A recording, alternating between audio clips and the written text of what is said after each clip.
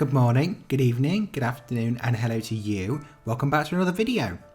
Many animals have sadly gone extinct over the years due to us, such as the dodo, the passenger pigeon, and the woolly mammoth, which is really sad. Other creatures went extinct a long while before humans came along.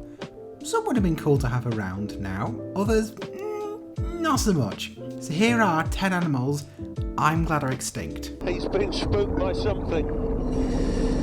It's a Dunkleosteus. It must have smelt the bait. This is what we came for. And it's coming straight towards us. Number 10. Dunkleosteus. 360 million years ago, at the time of the Devonian, there was plenty of life in the sea, but on land, creatures were no bigger than a centipede. Dunkleosteus measured at 20 feet, 6 meters long, and weighed up to 4 tons, 4,000 kilograms, which is as much as a hippo. It was an armour-plated fish, with its armour being 2 inches, 5 centimeters thick. Only the first third of its body was covered in armour. Dunkleosteus didn't have teeth. Its jawbones are extended and acted like shears, slicing through its prey. The act of slicing the jawbones together would be enough to keep them nice and sharp. And they needed to be sharp, as they preyed on other armoured fish and sharks. Dunkleosteus had powerful jaw muscles, which combined with its shear-like jawbones would be more than enough to get through any armoured fish, including other Dunkleosteus. They flourished for around 50 million years, then all of them became extinct. Wow! Oh, wow! Listen to that. It makes you shudder. The big predator is crunching through that juvenile, crunching through the plates. Yep, they were thought to be cannibals, and if that wasn't bad enough, they also had terrible table manners. It would regurgitate bits of armour and scales that it could not digest. So uncivilized. It is unknown the exact reason Dunkleosteus went extinct, but what scientists do know is that throughout the oceans, species began to die out. By the time it stopped, between 79 and 87% of all species had gone extinct, which thankfully included Dunkleosteus. It was one of the worst mass extinctions in Earth's history. Number 9. Megalania. This giant lizard roamed in Australia during the Pliocene epoch and was still around as late as 30,000 years ago when Aborigines were already in Australia. They may have needed a bit more than a boomerang to fend this predator off though. The closest living day relatives of Megalania is the Komodo dragon, but unlike the Komodo dragon, these monitor lizards were a lot bigger. A Komodo dragon is 2.5 meters, that's 8 feet long, and weighed approximately 70 kilograms or 154 pounds. Megalania was 6 meters long, just over 19.5 feet, and weighed over half a ton. It is believed that it would have behaved in a similar way to its closest living relatives. It had sharp serrated teeth, perfect for slicing and tearing flesh. Megalania was also thought to be venomous, just like Komodo dragons. It wouldn't inject the venom in the same way snakes do through their fangs. It would bite down on the flesh of its prey and pull back, ripping the flesh. Then the venom, that leaks from tiny grooves in their teeth, would seep into the tears. The venom is a hemotoxin, meaning it stops the blood from clotting, so its prey would have died from shock and blood loss. It would have been just as happy scavenging as it would have been hunting its prey. Its diet consisted of large mammals such as kangaroos, as well as other smaller creatures. If it was alive today, it would be quite likely we'd be on the menu, but it wouldn't be able to outrun us. It isn't known exactly what caused Megalania to become extinct. Some of the most common theories are human intervention, climate change, or a combination of the both and other unknown factors. It is survival of the meanest. And they don't come much meaner than this. A giant entelodont, the bully of the plains. Number 8. Entelodont. Also known as the hell pig, this creature terrorised the plains of North America and Eurasia from the late Eocene, around 33.9 million years ago, to the early Miocene epochs, 23 million years ago. It is a distant relative of modern-day pigs, but a lot bigger. Entelodont stood 2 meters, 6.5 feet tall, and was built like a tank. yet its brain was thought to be no bigger than an orange. Entelodon was an opportunistic omnivore, so it would pretty much eat anything it could find. In its massive jaws were teeth that could pretty much deal with anything, making it perfectly adapted to that lifestyle. It was just as happy ambushing its prey as it was munching on vegetation or scavenging. Entelodon would go as far as bullying other predators off their kills so they could steal them.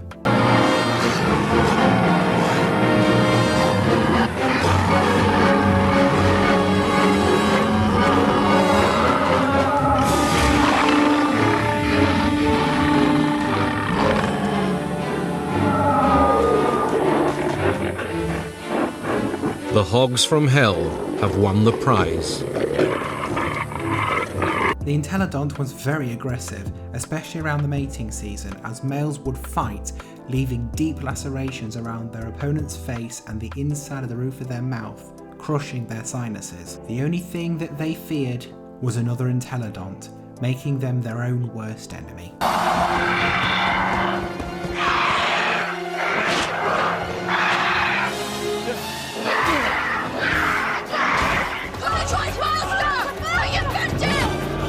Number 7. Terror birds. A group of giant birds consisting of as many as 25 species that lived in South America. These creatures were not to be messed with. The largest of this group stood 3 meters, 9.8 feet tall, and weighed in at 150 kilograms, 330 pounds.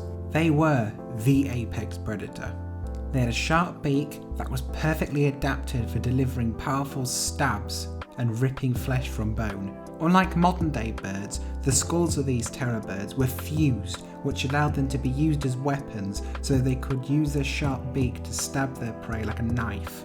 If you look at the head, is enormous, like in all terror birds, and the bird would have been able to strike with enormous force, and such a force that by hitting a prey, it would have possibly killed the prey almost instantly. Some smaller species would scavenge for their prey, but it's thought that the majority would chase down their prey. Its prey ranged from small primitive horses to giant herbivores. 5 million years ago, North and South America were finally connected, and after millions of years of isolated evolution, predators and prey started to slowly migrate to the other continent. Predators like wolves and saber-toothed cats such as Smilodon had a lot of success. Unfortunately, the terror birds of South America were outcompeted. The birds that moved north had an even harder time of it, as there were more apex predators than in the south, and they couldn't compete.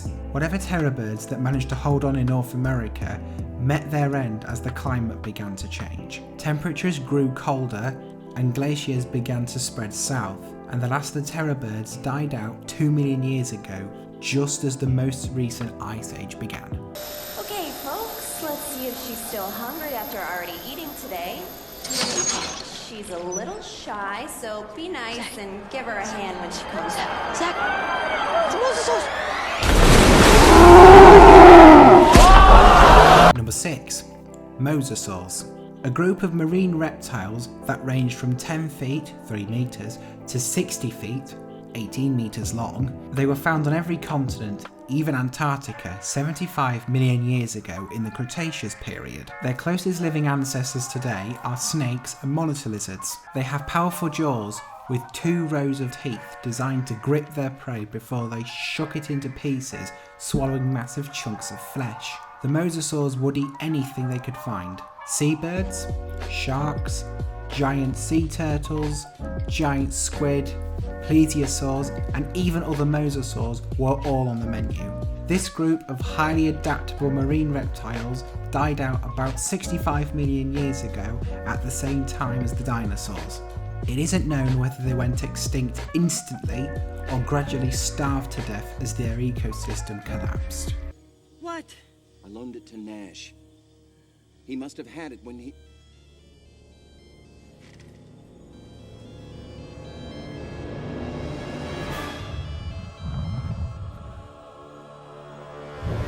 Number 5.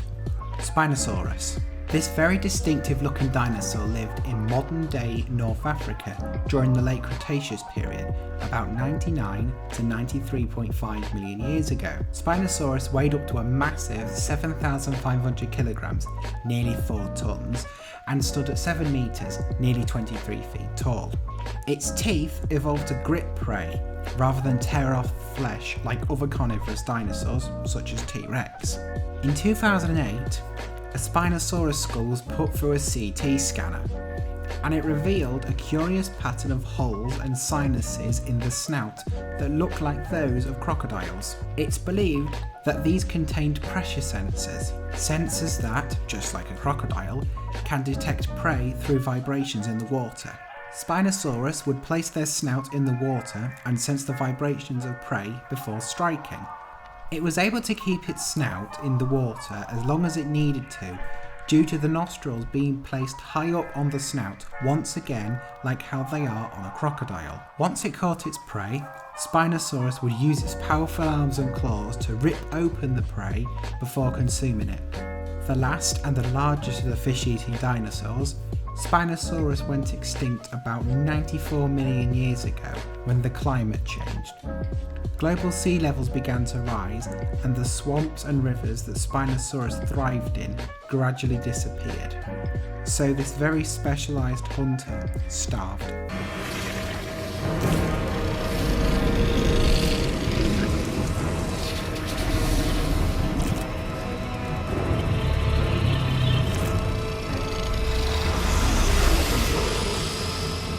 Number 4. Titanoboa. If you have ophidiophobia, the fear of snakes, then you're not going to like this. Titanoboa was a 45 foot, nearly 14 metre long snake that weighed over 1 ton, 907 kilograms. It slithered around the swamps and jungles of Colombia 55 to 80 million years ago during the Paleocene era. The name means Titanic boa, no prizes for guessing why that would be. Its fossils were first discovered by accident in a Colombian coal mine in 2009. It preyed on giant crocodiles, giant turtles with shells over 1.5 metres, nearly 5 foot long, birds, mammals, 3 metres, nearly 10 foot long, lungfish, and even other snakes. Its closest living relatives today are members of the snake family known as boas. These include creatures such as the green anaconda and boa constrictor. Titanoboa would, just like its modern day relatives, bite onto its prey, then wrap its coils around, suffocating the life out of it. Every time the prey would breathe out, the snake's grip would tighten. Then, when its prey had been suffocated to death, it would swallow its prey whole.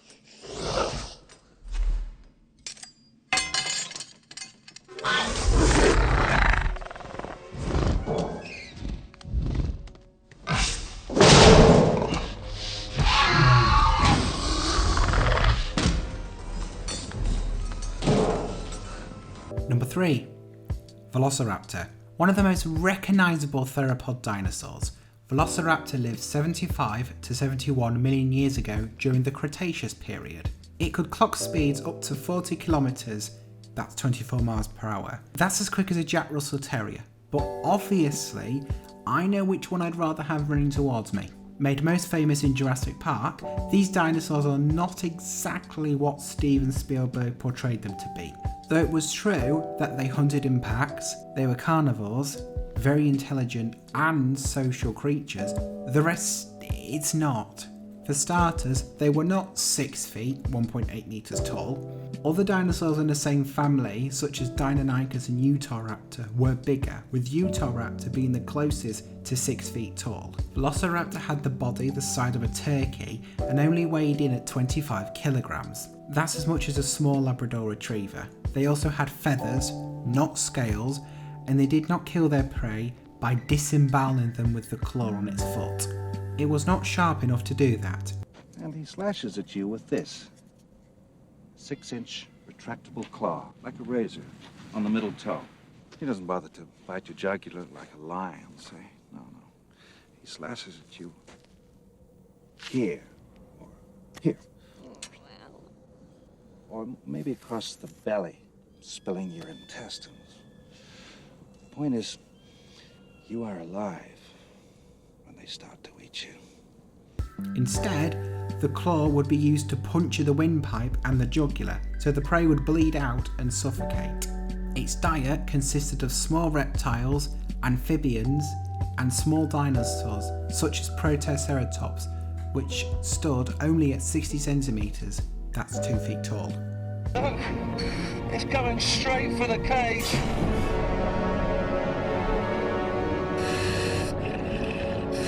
Oh, my word.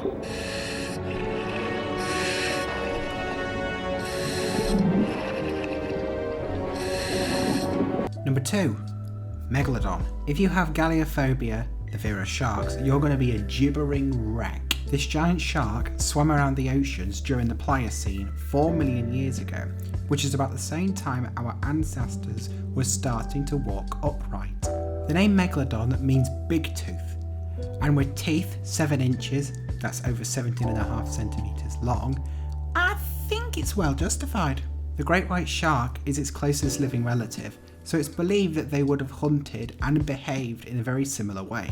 Megalodon would get underneath its prey, then launch an attack from below, leaving it fatally injured. The adults and juveniles would live very different lives due to their size and prey items. Adult Megalodon were over 50 feet, a little over 15 metres long, and would live in the open ocean hunting whales. Meanwhile, the juveniles lived away from the adults in the shallows, moving to the open ocean when they were big enough. But don't think that means that the juvenile Megalodon were small. Oh no. The biggest great white shark ever caught was 20 feet, that's 6 metres long. A juvenile is already that size. The juveniles hunted small mammals such as a primitive species of whale called Odobenocetops. There, Odobenocetops leptodon. That name is a mix of Greek and Latin, and it means the whale that walks on its teeth. And if it turns towards us, you can see why. One tusk is about 1 foot long, but on the other side, the right-hand side, look at that. It's about 3 feet long, and the males probably use those for jousting with each other in the breeding season, just like narwhals. Slurping sounds, they are superb. Flipping heck, look! Megalodon couldn't adapt to the coming ice age. As the oceans turned cooler, whales with their high body fat adapted and thrived, moving towards the icy polar regions. Meanwhile, Megalodon was forced to stay in warmer water near the equator, and deprived of its prey, starved into extinction. They'll face an ancient enemy, more deadly than ever before. The arthropods are back.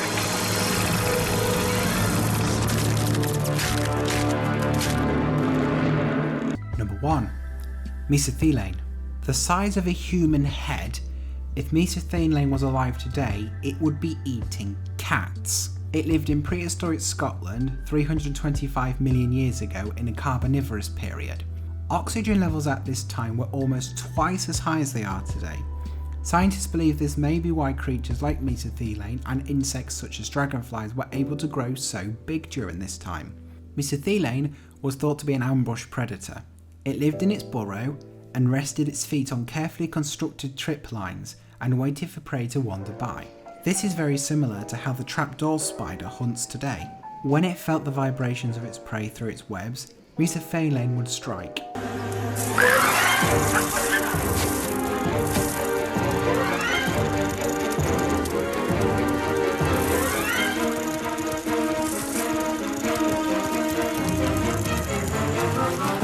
It would inject its prey with digestive juices that will dissolve them from the inside out. Ooh, what a grisly way to go. So, what did you think? What animals are you glad are extinct? Let me know in the comments below. I hate spiders on a good day. I have arachnophobia. So I'm sure all of you fellow arachnophobes can relate to me when I say that any spider can go fuck itself. Never mind one the size of your head. No. Nah, no, not happening. It's not happening. I'm not doing it. No, I wouldn't do it. Absolutely not. There is nothing on planet Earth that you can say or do or give me that would make me want to go anywhere near that thing. It's bad enough that there's bird-eating spiders today. don't need to upgrade that to a cat-eating spider, thank you very much. Anyway, if you like the video, don't forget to drop it a like. If you want more videos like this, then hit the subscribe button and hit the bell icon so you never miss a video. I'm also on Twitter and Instagram, so feel free to follow me there as well. Links are in the description below. Thank you very much for watching, and until next time, DJ, rock the bass.